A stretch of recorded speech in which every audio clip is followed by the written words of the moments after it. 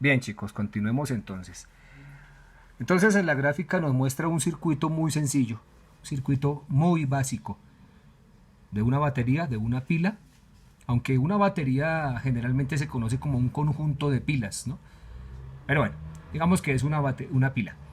Entonces la pila, como cualquiera que conocemos que hemos manipulado en la vida, consta de dos terminales o dos polos, polo positivo y polo negativo. Un bombillo, ¿cierto? Ahí observan una flecha que indica la corriente, ¿sí? Es simplemente una representación gráfica, no es más. ¿Cómo funciona una pila y cuándo se acaba una pila? Antes de eso, observemos que aquí encontramos otro concepto de voltaje, una diferencia de potencial eléctrico, una diferencia de fuerza eléctrica. Recuerde que el voltaje es una fuerza, es una tensión. Entonces, supongamos lo siguiente.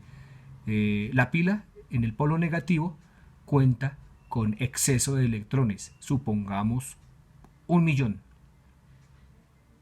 Y en el polo positivo, pues tiene un déficit de electrones. Supongamos que tiene en este caso 1, ya que es déficit, poco. Mientras que en el otro lado 1.000.000 exceso. Bien, cuando uno conecta una pila o cierra un circuito, entonces los electrones comienzan a fluir, comienzan a circular, obviamente a través de un conductor eléctrico que es un cable, comienzan a circular y a ser consumidos por la carga, en este caso el bombillo, y comienzan a circular hasta el otro polo. Entonces comienza a llenarse el otro polo hasta que ya hay un equilibrio. Entonces digamos que en un lado hay 500.000 y en el otro lado 500.000 más 1. Entonces hay un equilibrio, ya no hay diferencia de potencial, sino hay equilibrio. En ese momento la pila se agota. ¿De acuerdo, muchachos? O sea, la fuerza para hacer que la corriente fluya ya no existe. Entonces la pila se agotó. Ok, chicos. Bien, entonces sigamos más adelante para analizar el concepto de corriente. Bueno, antes de eso, aquí en el ejemplo, hago una comparación en lo que es el voltaje, ¿no? Entonces menciono que se puede comparar el flujo de la corriente de agua con el flujo de la corriente continua. Una cascada, ¿no? Una caída de agua. Mientras más altura tiene la cascada, pues con mayor fuerza va a caer el agua. Esa puede ser una buena comparación, ¿no? Entonces a mayor voltaje, a mayor fuerza, mayor tensión. Ok. Corriente, chicos. La corriente no es más sino el flujo, el paso de electrones, la circulación de electrones a través de un conductor. Un conductor eléctrico, obviamente, que ya sabemos que es un metal. ¿En qué se mide? Bueno, la corriente se representa en una fórmula con la letra I mayúscula. En algunos textos también la mencionan como E mayúscula de energía, pero nosotros dejémosla en I mayúscula. ¿En qué se mide la corriente? En amperios. Recordemos que el voltaje se mide en voltios y se representa con la V minúscula. La corriente se mide en amperios y esos amperios se representan con la letra A mayúscula. ¿De acuerdo? Bien. Obviamente, si no existe voltaje, la corriente tampoco existe. ¿Por qué?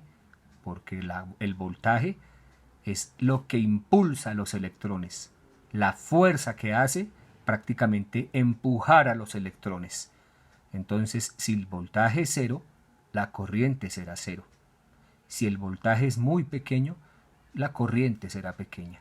Mientras que si abunda, si hay gran voltaje, la corriente será mucho mayor. ¿De acuerdo, muchachos? Tengan presente eso. Y finalizamos con la resistencia, representada con la letra R mayúscula, en una fórmula matemática, insisto. La resistencia, así no sea eléctrica, sabemos que es la oposición a algo, ¿no? ¿sí? Si usted le va a pegar un puño a una pared, pues obviamente la pared no se va a romper porque ofrece una gran resistencia. Y obviamente hay magnitudes, hay tamaños de resistencias, ¿no? En términos eléctricos, la resistencia es la oposición, perdón, a que pase la corriente, a que circulen los electrones. Se mide en ohmios, ¿sí? Ohmios, se representa con la letra griega omega, ¿de acuerdo? Entonces, tengámosla muy presente. Ok, chicos. Entonces son 3 magnitudes básicas: corriente, voltaje y resistencia.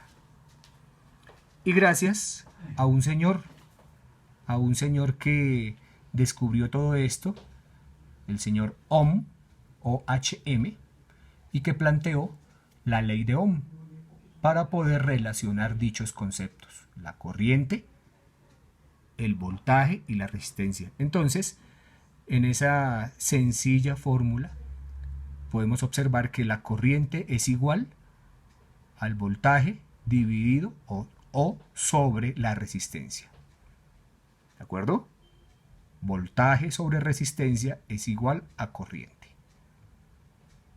¿Y listo?